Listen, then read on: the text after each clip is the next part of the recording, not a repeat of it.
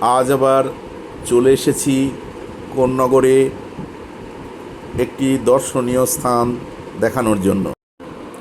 হুগলি জেলার কোন্নগরের আরেকটি দর্শনীয় স্থান শ্রী রাজরাজেশ্বরী সেবা মঠ। এটা শঙ্করাচার্যের মঠ নামেও পরিচিত।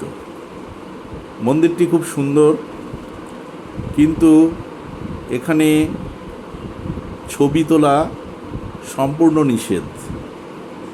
ভেতরে গিয়ে আপনারা দেবদেবতার মূর্তি দর্শন করতে পারেন। মন্দিরটির ভেতর ভীষণ সুন্দর এবং সুসজ্জিত। যদিও ছবি তোলা নিষেধ, তবুও নিজেরা গিয়ে চক্ষু সার্থক করতে পারেন।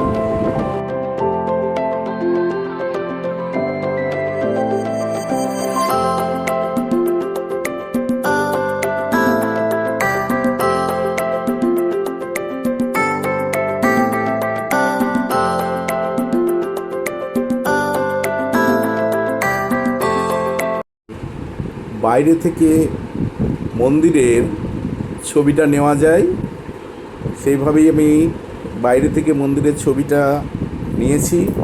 ভেতরে মন্দিরের যে বিগ্রহ রয়েছে তার ছবি কিন্তু তোলা যায় না।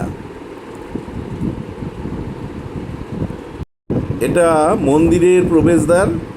ভেতরে 64 যোগিনীর মূর্তি দেখার মতো।